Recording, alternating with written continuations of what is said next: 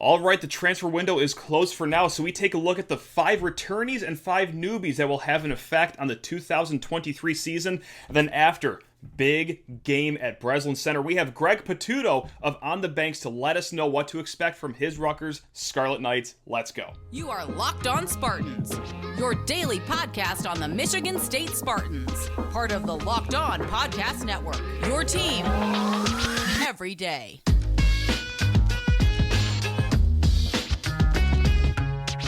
Spartan friends, Spartan family, thank you so much for kicking off your day here with us at Locked On Spartans. That's right, your team in green and white 5 days a week here on the Locked On Podcast Network. Oh, I'm so scared for the game against Rutgers. I can't lie. We will get to that in segments 2 and 3 with Greg Patuto, yes, of the SB Nation blog On the Banks, covering all things Rutgers. Great conversation with him. Very concise, very informative. Love talking with him, and I hope you love hearing from him. But first, hey, let's talk some football. The transfer portal window has shut for now. There will be another period starting May 1st to May 15th. After spring ball, there will be another time for players to leave, players to come into the program, and then, yes, there is another signing day coming up here starting February 1st. So, yeah, the dust is kind of settled now on the offseason, and we're going to go through Michigan State's top 5 returnees and newbies that will have an effect on the 2023 season. So, just for the heads up, we're ranking guys and what they will do in 2023. Like, for example, Sam Leavitt. You know, I think that he's going to have a great career at Michigan State one day. He's going to be awesome. Hey, On3 has him rated as a top 100 player. However, he will not be making this list because I highly doubt he will have an impact in 2023. So, just kind of get a feel of what we're looking for. We're looking for top commits, that's signed on signing day, top transfers or top returnees that turned down, going to the NFL, just leaving football for good. We're not doing any, rumored guys that would enter the transfer portal because how concrete were those rumors to begin with? So that's the ground rules before going into this top 5 ranking of players that will have an impact on the 2023 season in East Lansing. And, hey, before getting to the top 5, let's look at the guy who is on the outside looking in. The guy that just missed the cut for me is one of those guys that signed on signing day. And yes, he is the diamond of the class. It is by Job. The edge rusher out of Oklahoma. I have him on the outside looking in. Top 50 guy per On3. Rivals has him in the top 200. 24/7 Sports, I believe, in the top 100. If not, then just outside. But, hey, this is also a kid that shined at the All-American Bowl. Rarely, if ever, losing reps against 5-star offensive tackles that he faced in that weekend down south. So, yeah, the stock for By Job is only rising. However, the reason that we have him outside the top 5 is that, at the end of the day, he still is a true freshman, and for football, it is difficult to see a true freshman make such a big impact immediately. Not impossible, just, kind of improbable, and especially when, you have a room as deep as Michigan State does with their defensive ends, with guys like Chris Bogle, Chase Carter, Zion Young, Brandon Wright, Avery Dunn, and, well, let's start with number 5. That's right, Tumishe Adeleye. Out of Texas A&M. I'm getting a little more comfortable with my confidence in pronouncing his name correctly. I'm sorry if I'm still botching it, but hey, we can all agree on this, is that this kid was a massive pickup for Michigan State in this transfer portal cycle. And what sticks out to me about Mr. Adeleye is his versatility. You can play him inside. You can play him on the edge at 6'4", 295 pounds. Yeah, this kid can be an animal on the defensive line, especially with great coaching from Brandon Jordan and the rest of the defensive staff. Right now, he's at number 5, which might be a surprise because, well, during his recruitment, so to speak, he was a former top 60 recruit. I mean, this guy was one of the crown jewels of his class. But we haven't seen a lot from him in his 2 years of college. He redshirted his first year. He only played 2 years at Texas A&M before leaving with an injury. But hey, maybe he does blossom into this dynamite, borderline 5-star player that he was expected to be out of high school. That could propel him to number 1. But right now, the floor for Mr. Adeleye is just versatility, a guy that could be a day one starter. So there we have it for number 5. Hey, this is his 3rd year of college. That's a positive. The negative is that, yeah, he's only played 2 collegiate games, but if you want to buy stock, this might be the guy that you want to buy stock in. Number 4, we are going to go to another transfer. We're going to go out east to UConn's transfer running back, Nathan Carter. That's right. 6.2 yards per carry last season before he got hurt in his 4th game at UConn. Racked up 405 yards, and over half of those were after contact. Look, Michigan State in the running back room, okay? They returned Jalen Berger, who will probably be the starter. He had 148 carries last year. However, 133 carries are now gone with Jarek Broussard and Eli Collins not with the program anymore. Who's going to step up and fill in? Yeah, I think it's going to be Nathan Carter. No doubt about that. And the 148 split that Jalen Berger had to the 133 split that Broussard and Collins left, I can see Carter really filling that void almost entirely by himself. I think that this could be close to a 50-50 split with carries going into the season with Nathan Carter and just how powerful of a runner he is. So that's number 4 in our top 5 returnees and newbies for 2023. Now, I'm sorry, I cheated with number 3 because I included 2 guys in the same spot because they're very similar position-wise, how long they've been here, how well they play, and that is Nick Samak and J.D. Duplain, tied for number 3 on this list. These guys are Big Ten honorable mention honorees, if you will. 2 guys with 4 years of collegiate experience. And look, it's just the skill. First and foremost, I mean, you feel pretty confident with those 2 guys inside the interior offensive line. But it's also what Michigan State doesn't have to do now. They don't have to break in 2 new starters. And that's not to say that the guys behind them are no good. We just don't know much about them. So to have the sure thing in J.D. Duplain and Nick Samak coming back, I mean, this gives a world of confidence to probably the running backs, probably whoever's playing quarterback next year, and also, let's talk about us for a little bit, the fans. It's going to give us a little more confidence going into this season, than what we had to deal with last year as well. So number 3 is 2 guys, Jacob Slade, J.D. Duplain, and we're not done talking about offensive linemen yet because number 2 for additions and returnees, I'm going with Keyshawn Blackstock. That's right. I'm going with the number 1 the number 1 rated junior college interior offensive lineman. He's a new face, but he does have 2 years of junior college experience, and this isn't some rinky-dink junior college that he was on. He was with Coffeyville, and that is a highly regarded junior college. Got a lot of great experience down there. And just like what we talked about with Tumishe Adeleye, what sticks out to me with Keyshawn Blackstock is the versatility. He can play inside. He can play outside. Maybe he's the starting right tackle to start the season. Maybe you bump him inside.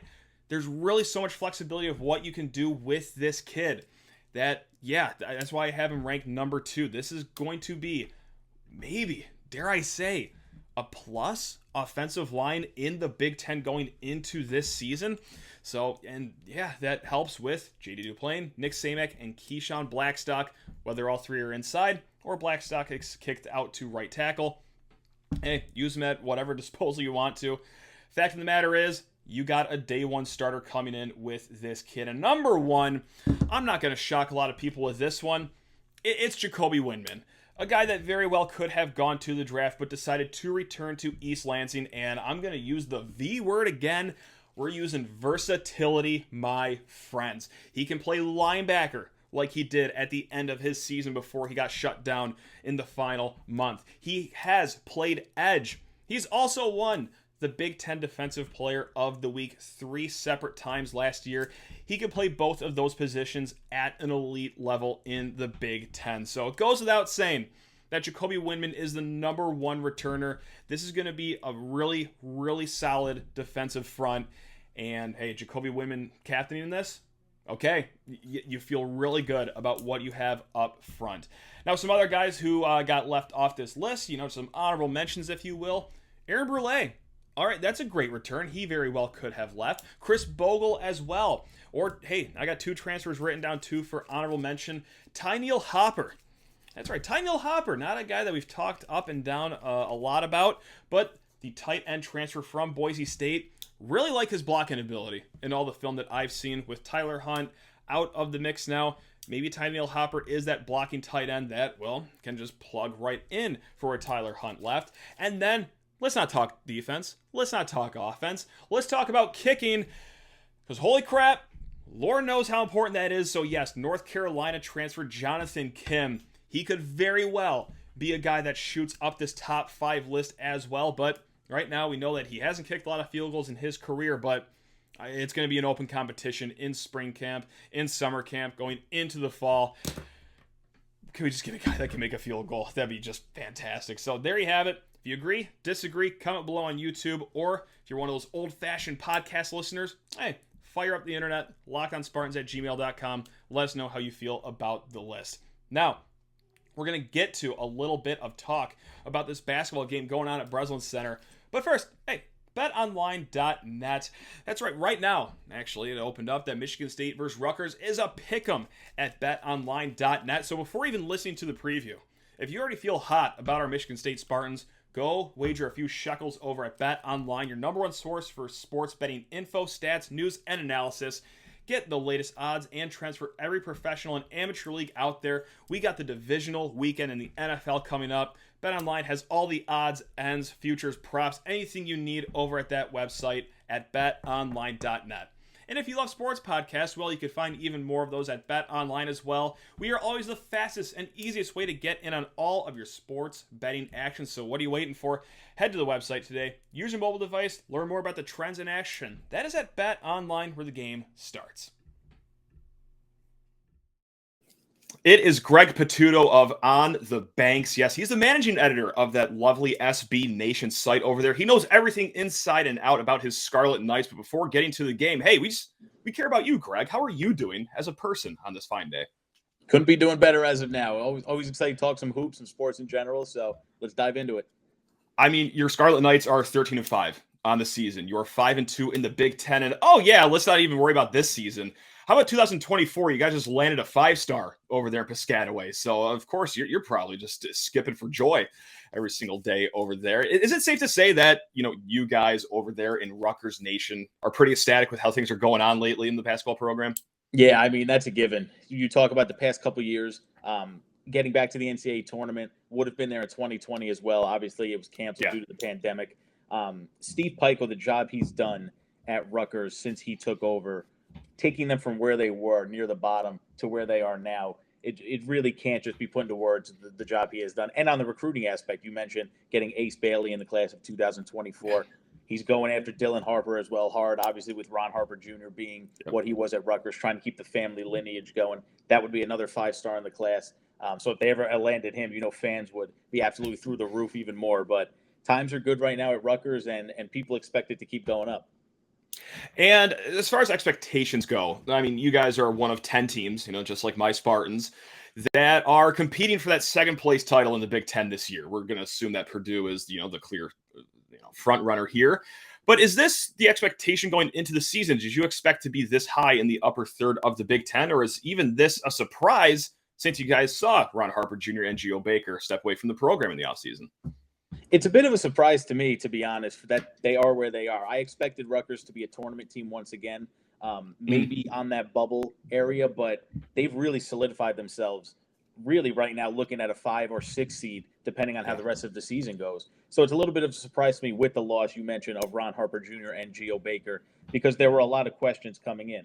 You didn't really know what the team's identity was going to be. And the main one, who's going to take the last shot at the end of a game, losing their 2 big shot makers, the 2 veterans that really helped turn this program around as a whole. To this point, through 18 games, both of those questions have been answered, and Rutgers seems to know what they are on the floor and what they want to do. Speaking of identity, safe to say that defense is the name of the game there in Piscataway? Okay, yeah, well, I'll just read through some stats really quick that is great for you guys.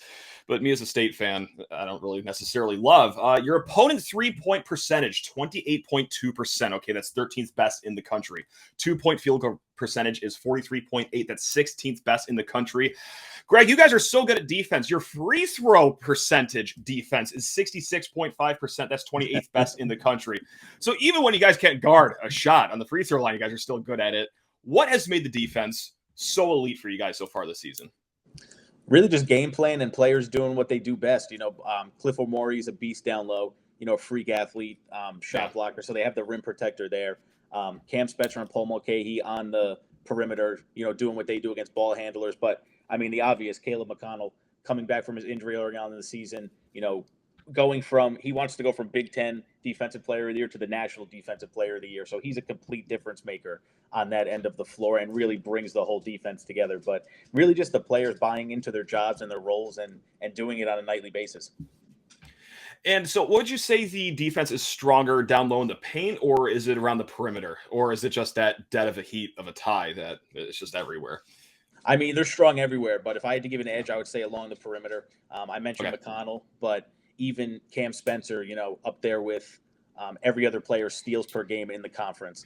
Paul Mulcahy is a good player on both ends of the floor, but his defense has improved. So really just coming in, and they're going to make it difficult for guards on the perimeter. And as we know, in the Big Ten and college basketball as a whole, if you're able to defend the perimeter well, you're going to have some success. No doubt. And you mentioned Cam Spencer as well, the transfer from Loyola, Maryland. Excuse me. I said Loyola, Chicago. That would have been erroneous on all accounts. But safe to say that he is the main offensive weapon, or is it a little more diverse than just him up there doing the work?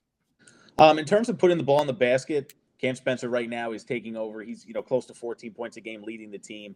And that's kind of what Rutgers expected when he transferred. They knew that he would be able to score and that he was a good shooter from 3-point range. He led, the Patriot League in scoring before coming over. So he has the ability, and that's transferred really well into Big Ten play. But the guy's just a gamer. You can see his toughness on the floor. He's got the mental ability as well. He believes in himself and his team, and his preparation is as good as any. He's not a player that's gonna he's not gonna be a crazy athlete. He's not gonna out athletic anybody, if we want to put it that way.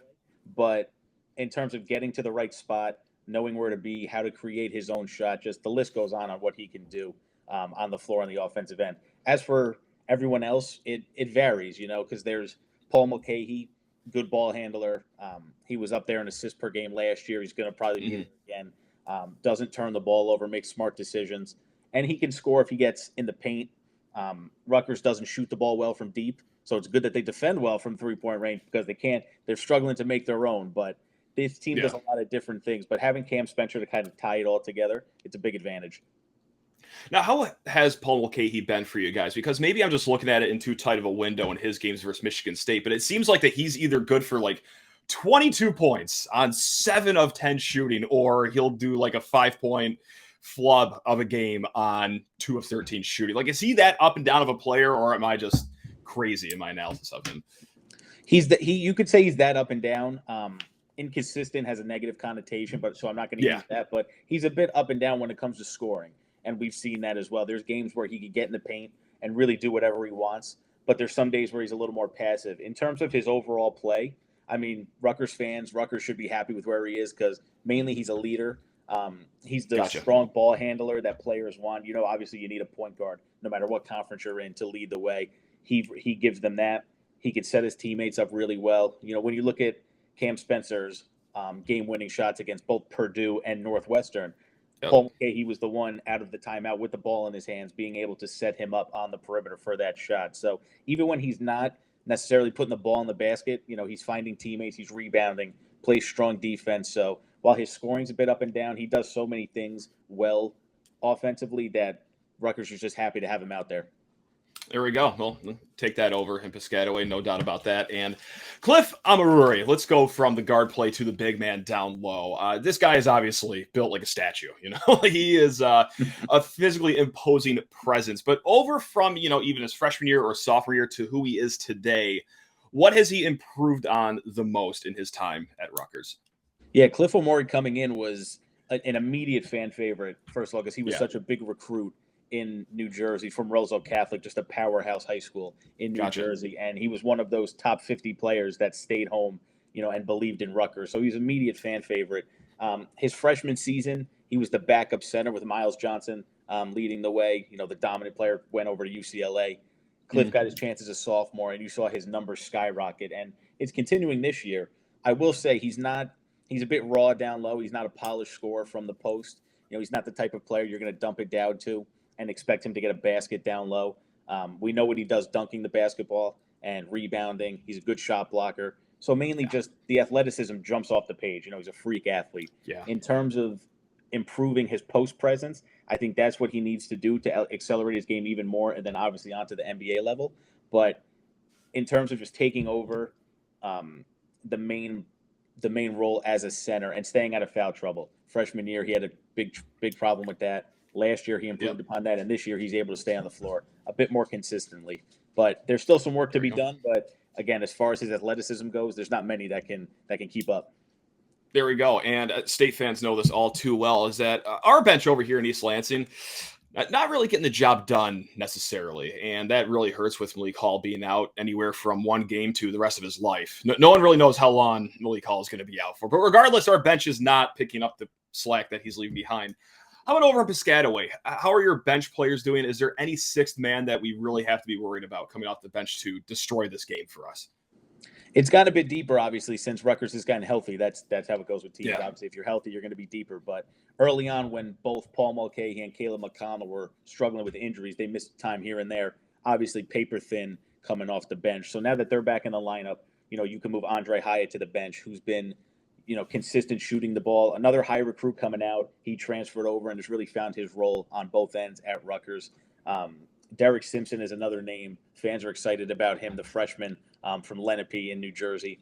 An athletic point guard, again, struggling to shoot the ball a bit, turnover here and there. But again, he's a freshman, a first-year player.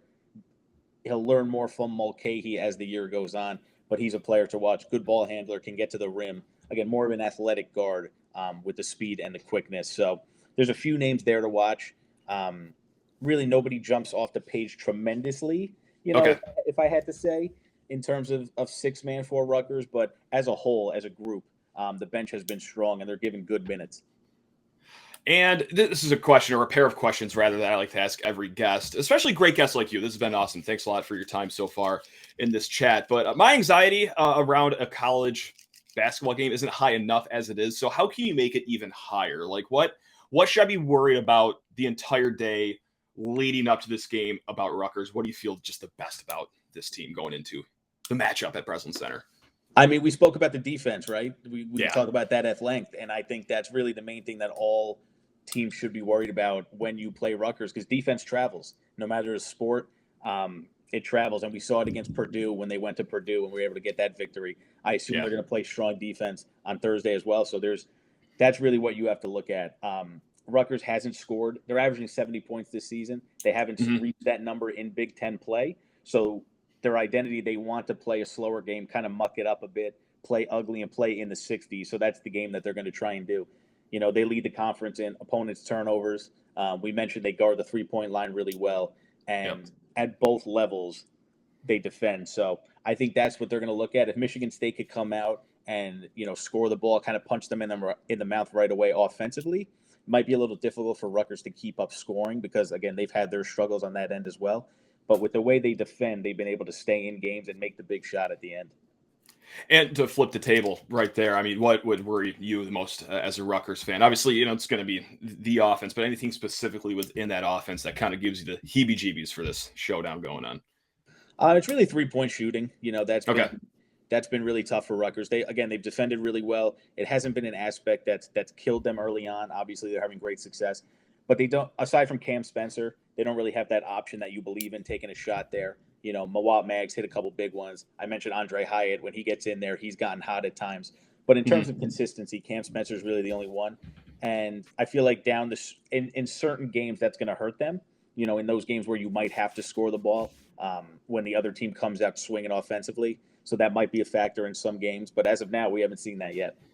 Yeah, right on. And well, I have you here. We just talked about a mucky defensive game on the basketball court, so that just makes me think about football and obviously our matchups that we've had in recent years. How do you feel just about the state of Rutgers football right now under Greg Schiano? What's the temperature like over there? I mean, it's got a long way to go. That's for sure. That's Okay. kind of to put it lightly. Since Yeah. Greg Schiano came, there was an immediate sense of happiness. People were content with what he was in 2020. The COVID year, they were able to win 3 games in the Big Ten. But really, since then, there hasn't been improvements. There hasn't been any steps forward, and that's kind of the main concern. So whether it's offensive line, wide receivers, or of course the quarterback play, which has been really up in the air, inconsistent on the field, injuries off the field. Gavin Wimsatt's going to enter as that option next year, so at least they have that nailed down. But if he's not able to take that next step, it's kind of another year that's lost for this Rutgers team. They just brought in Kirk Soraka to run the offense, which is some like it, some don't. So we'll see how that works out in terms of developing the young quarterback in the offense. But as of now, the Rutgers program is kind of in limbo. They're waiting for something to happen to take that next step forward because the past 3 years have been real dreary. It's probably a little too reactionary to use the H word, right? Hot seat for Greg Schiano going into this year. I mean, how many more years until we get to being able to use that word over there?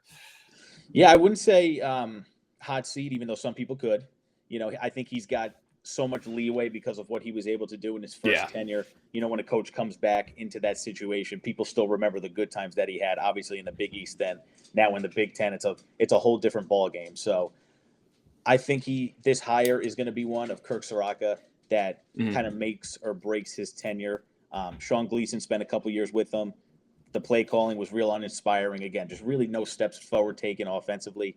So the Kirk Soraka hire is going to be one that makes or breaks him, especially with his salary. He's the highest paid assistant now in program history, so people are expecting something to happen. There you go. And hey, thanks a lot for all your time, man. This has been great. Any final thoughts before you hop off these airwaves and go enjoy the rest of your day? In terms of the game, again, you're mentioning the Rutgers side. Michigan State's, especially going on the road, that's a game that, it's a high game for Rutgers. It's a game that could really make or break the season. Again, if you win that game against Tom Izzo on the road against a team like Michigan State, that's not an easy thing to do. So Rutgers is feeling the same sort of anxiety despite, jumping into the rankings this year and all of that. So we completely get it from our side as well, but it's going to be a showdown for sure. I'm so scared. I can't lie. I got to say, when I looked at the schedule, I did not see this mid-January game at home against Rutgers as the one that was going to emotionally break me or not. But with Malik Hall's injury, this little 2-game skid we're on, I don't know how long Hall's going to be out for. I need someone to hold me. But right, it's going to be one to watch. That's for sure. You got that right. Yeah. So, hey, but until then, guys, you know where to find us. After the game, we're going to be breaking down what happened on the court at Breslin Center. But until then, hey, thank you all. And thank you, Greg Patuto of On the Banks, for joining us as well. You guys are all awesome listeners, the viewers, and Greg especially. Love you all. Go Green.